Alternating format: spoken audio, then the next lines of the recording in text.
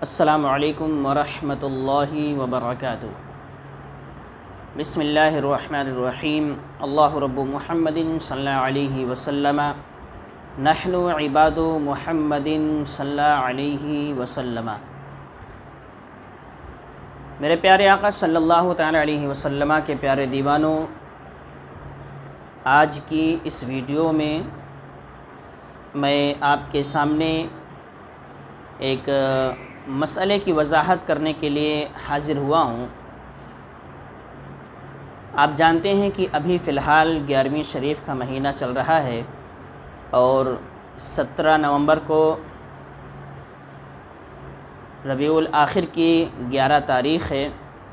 یعنی 11ویں شریف کا دن ہے۔ 11ویں شریف لوگ اپنے اپنے اعتبار سے مناتے ہیں۔ کوئی حضور غوث پاک رضی اللہ تعالیٰ عنہ کے نام پر ایصال ثواب کرتا ہے، کوئی ان کے نام پر دعوت کرتا ہے، کوئی ان کے نام پر فاتحہ خوانی اپنے گھر میں کرتا ہے، کوئی ان کے نام پر بکرے ذبح کرتا ہے، تو کوئی ان کے نام پر مرغے وغیرہ ذبح کرتا ہے۔ الگ الگ انداز ہے لوگوں کا 11ویں شریف منانے کا، اور لوگ اپنے اعتبار سے جس طرح بھی انہیں میسر ہوتا ہے وہ مناتے ہیں۔ سوال یہاں پر یہ ہے کہ کیا 11ویں شریف میں یا کسی اور وقت میں حضور غوث پاک رضی اللہ تعالی عنہ کے نام سے یا کسی اور بزرگ کے نام سے بکرا ذبح کرنا جائز ہے؟ جیسے کہ آپ جانتے ہیں کہ جیسے ہی 11ویں شریف کا مہینہ آتا ہے تو کچھ حضرات جو 11ویں شریف کو نہیں مانتے ہیں یا اولیاء کرام کو نہیں مانتے ہیں یا فاتحہ خوانی وغیرہ کو نہیں مانتے ہیں، وہ فوراً شرک اور کفر کے فتوے لگانا شروع کر دیتے ہیں کہ حضور غوث پاک کے نام پہ جو بکرا ذبح کرتا ہے وہ شرک ہے، حضور غوث پاک کے نام سے جو فاتحہ خوانی کراتا ہے، کھانا بناتا ہے، کھلاتا ہے، وہ بدعت ہے۔ اس طرح کے اعتراضات اور سوالات ہوتے ہیں۔ اسی کی وضاحت میں اس ویڈیو میں کرنے جا رہا ہوں۔ آپ حضرات سے گزارش کروں گا کہ پوری ویڈیو اخیر تک مکمل دیکھیں تاکہ بات بہتر طریقے سے آپ کو سمجھ میں آ جائے۔ دیکھیے، جو یہ اعتراض کیا جاتا ہے کہ بکرا حضور غوث پاک رضی اللہ تعالیٰ عنہ کے نام پر ذبح کیا جاتا ہے، یہ اعتراض ہی غلط ہے۔ بکرا ہو یا مرغا ہو یا مرغی ہی یا کوئی اور جانور ہو، حضور غوث پاک کے نام پر ہو یا کسی اور بزرگ یا ولی کے نام پر ہو، وہ کبھی بھی اس ولی اور اس بزرگ کا نام لے کر نہیں ذبح کیا جاتا۔ یہ بات ہمیشہ یاد رکھنا چاہیے کہ جانور جب بھی ذبح ہوتا ہے تو وہ اللہ کا نام لے کر ہی ذبح کیا جاتا ہے، اللہ کے نام پر ہی ذبح ہوتا ہے۔ جب بھی ذبح کرنے والا ذبح کرتا ہے تو وہ بسم اللہ اللہ اکبر ہی پڑھتا ہے۔ بسمی عبدالقادر جیلانی یا بسمی خواجہ غریب نواز معین الدین چشتی یا بسمی مخدوم اشرف سمنانی یا بسمی فلاں فلاں، اس طریقے سے کوئی بھی ذبح نہیں کرتا۔ کوئی بھی جانور جو کسی ولی کی طرف، کسی بزرگ کی طرف منسوب کر دیا جاتا ہے، وہ جانور اس وقت حرام ہوگا جب وہ اسی کے نام پر ذبح کیا جائے، یعنی اسی کا نام لے کر ذبح کیا جائے۔ ذبح کرتے وقت جب ہم بسم اللہ اللہ اکبر کہتے ہیں تو اس کی جگہ پر کوئی بسم اللہ نہ کہہ کر بسمی عبدالقادر جیلانی کہہ دے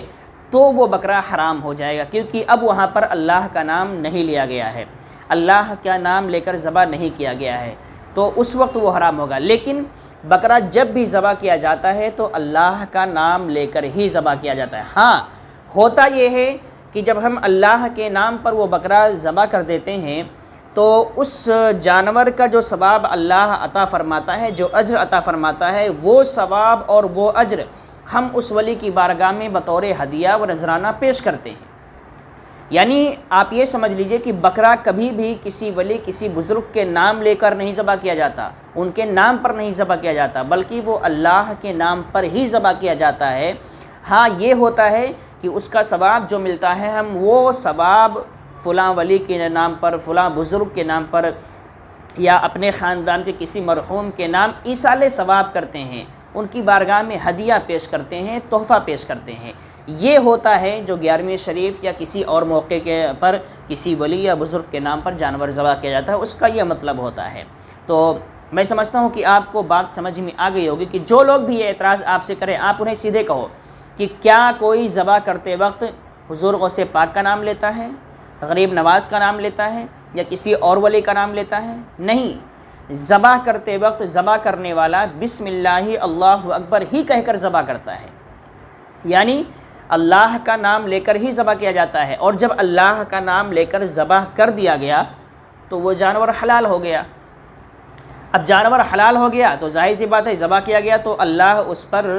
کچھ نہ کچھ ثواب اور کچھ نہ کچھ اجر عطا فرماتا ہے۔ وہی ثواب اور وہی اجر فلاں ولی کے نام پر، فلاں بزرگ کے بارگاہ میں ہدیہ کر دیا جاتا ہے، تحفہ نذرانہ کے طور پر ایصال ثواب کے نام پر پیش کیا جاتا ہے۔ ہرگز اللہ کے علاوہ کسی اور کے نام پر کوئی جانور ذبح نہیں کیا جاتا۔ لہٰذا جو لوگ یہ اعتراض کرتے ہیں وہابیہ دیا بنا، انہیں آپ یہ جواب دے سکتے ہیں کہ ہمارے یہاں جو بھی بکرے کسی ولی کسی بزرگ کی طرف منسوب کیے جاتے ہیں وہ ان کے نام پر نہیں ذبح ہوتے، وہ اللہ رب العزت کے نام پر ذبح ہوتے ہیں۔ بس وہ بکرا ان کی طرف منسوب کرنے کا مقصد یہ ہوتا ہے کہ اس کا اجر اور اس کا ثواب ان کی بارگاہ میں بطور ہدیہ و نذرانہ پیش کیا جاتا ہے، یعنی ایصال ثواب کیا جاتا ہے۔ اور یہ کسی ولی یا بزرگ کے ساتھ خاص نہیں ہے، بلکہ آپ اپنے گھر کے مرحومین کے نام بھی کر سکتے ہیں۔ آپ کے والد کا انتقال ہو گیا، آپ کی امی کا انتقال ہو گیا، آپ کے بھائی کا انتقال ہو گیا، یا آپ کے کسی رشتہ دار کا انتقال ہو گیا، تو ان کے نام پر بھی آپ بکری ذبح کرا سکتے ہیں، یعنی اللہ کے نام پر آپ ذبح کرائیں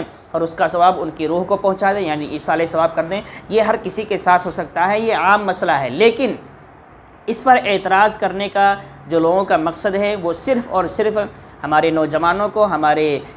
سنی عوام کو جو ہے وہ اولیاء کرام سے دور کرنا چاہتے ہیں، اولیاء کرام سے بھٹکانا چاہتے ہیں، ان کا یہ مقصد ہوتا ہے۔ حالانکہ جب ان سے ہی سوال کر لیا جائے تو ان کے پاس سوال کا جواب نہیں ہوتا ہے۔ اس لیے آپ حضرات اپنے ذہن میں یہ مسئلہ رکھیں اور اس پر عمل کریں، اور اگر کوئی آپ کے سامنے اعتراض کرتا ہے تو ڈٹ کر اس کا جواب آپ ضرور دیں، اور نہیں تو کسی اپنے سنی عالم کے پاس لے کر جائیں اور اس کے پاس اس کو پیش کریں تاکہ بہتر جواب اس کو مل سکے اور وہ شرمندہ ہو سکے۔ السلام علیکم ورحمۃ اللہ وبرکاتہ۔